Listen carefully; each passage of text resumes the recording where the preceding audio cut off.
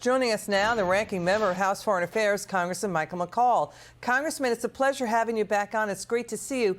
Congressman, what's your response to the president? He's going to speak in less than an hour at Union Station that MAGA voters are a threat to democracy. What's your response to that? I think they're out of touch. If you look at a poll or if you go back home and talk to the voters, that's not what they're talking about. Yeah, I'm here in Texas and they're talking about a wide open border. You know, they're talking about inflation that's eating, their lunch right now. And in addition, their retirement accounts.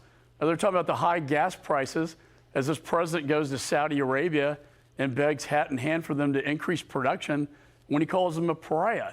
That's what the American people are concerned about. Can they afford to go to the grocery store?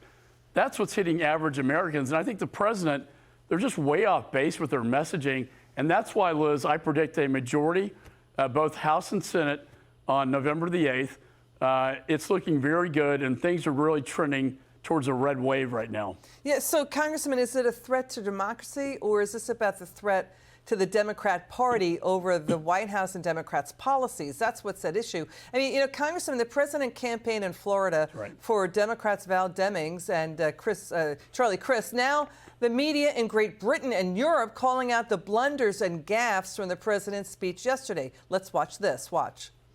In the last 6 months, while the rest of the country is going through hell, 6 of the largest oil companies made more than $100 billion in profits. Economic growth is up, price inflation is down, real incomes are up, and gas prices are down. All of us are concerned about these rising costs, and all of us knew this would be the case when we put in place this recovery program. Anytime you put more money into the economy, prices tend to rise. And so what happened was we said, okay, you know how much it costs to make that insulin drug for diabetes? Cost. It was invented by a man who did not patent it because he wanted it available for everyone. I spoke to him, okay? Okay, he started out saying people have been going through hell for the last 6 months, admitting the policies have been bad, Congressman. He again talked about the war in Iraq, not Ukraine, claimed his son Bo died in Iraq, claimed that again, he died of a brain tumor, claimed he met the, quote, inventor of insulin when the man who discovered insulin died a year before Biden was born. He claimed inflation is going down, wages are going up, inflation is going up, real wages are going down, Congressman. I mean, the UK is calling this confusion. French press is saying this is complete incompetence.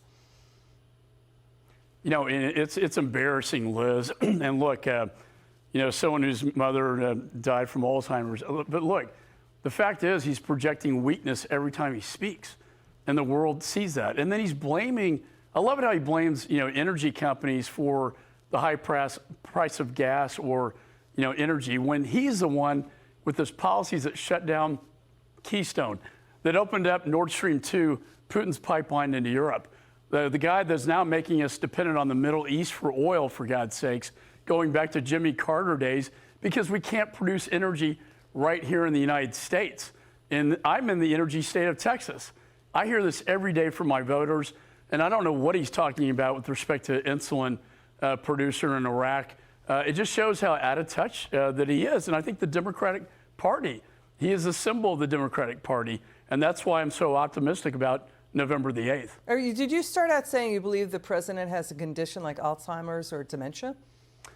No, I don't know. But he seems to be making a lot of gaffes. And it's hard for him to articulate. And processing from the brain to the mouth. I don't really understand some of these comments. But the fact is, it's his own policies that are really destroying this country, whether it be energy, a wide open border. And that's all I hear back home here in Texas. Let's show both sides of this. The Democrats believe they have a stronger case on inflation. We're going to show it. We're going to show the Republicans' case. Wall Street Journal new poll finds suburban moms are moving toward the GOP by 15 points. And we also have this. The Associated Press is reporting Trump may announce a 2024 run after the midterms. Washington Post reporting the president now talking about running again, too. Critics are saying that Biden does not have the political gifts of, like, say, a Bill Clinton, to triangulate, to compromise. And his progressive base has no interest in cutting deals, Congressman. Is that what's going on? Well, if I were advising the president, I'm not. would be to take a page out of Bill Clinton's playbook, right? We're going to get the House and the Senate. I feel very confident. What did Clinton do? He actually worked with the Republican Congress and got things done. And what we're going to do, we're going to start passing bills. We're going to rescind the 87,000 IRS agents. We're going to pass bills on border security. I'm going to pass bills on China, and we're going to put them on the president's desk. And I would hope that for the sake of the country, he would work with us and not against us. And stop with the division. Divide. This speech tonight is going to be notably divisive again. That's the problem. Again. People, voter polls show they want bipartisanship. They want the fighting to stop. The White House today deleted a tweet that claims Social Security checks are going up because of, quote, Biden's leadership, when they went up because of cost of living adjustments due to the 40-year high inflation. Now, the White House press secretary trying to claim the tweet was not complete, don't know what was left out. The president also wants to spend a lot of money to help people with their heating oil and utility bills. Congressman, we would like your reaction. By the way, heating oil is expected to go up like 27% this winter. Let's watch John Kerry today say the president wants only electric cars and he wants to get rid of oil and gas. Watch this. Ford Motor Company and General Motors and other companies around the world have spent hundreds of billions of dollars retooling their plants. Why? Because they're going electric. And by 2035, that's all we're going to have in America, electric cars being manufactured. That's President Biden's goal. By 2035, he wants the power sector of America to be carbon free. So if we accelerate these efforts, which is what technology and entrepreneurial activity help us to do, this is going to change even faster. Congressman, why does climate czar John Kerry continuously mislead the American people? The White House's own Energy Department says that power grid, the U.S. electricity power fuel, comes from coal, fossil fuels, oil and gas, and nuclear. That's something like 80% of it from fossil fuels and nuclear and coal. So how are we going to power all those electric cars? Right, and what happened to being energy independent? We lost that, didn't we? And that's the crisis that the president has put us in. Yeah, I'm all for, all forms of energy. I was here at Texas A&M talking about small modular nuclear reactors, which are zero carbon emission, but the Democrats say that it's not green enough.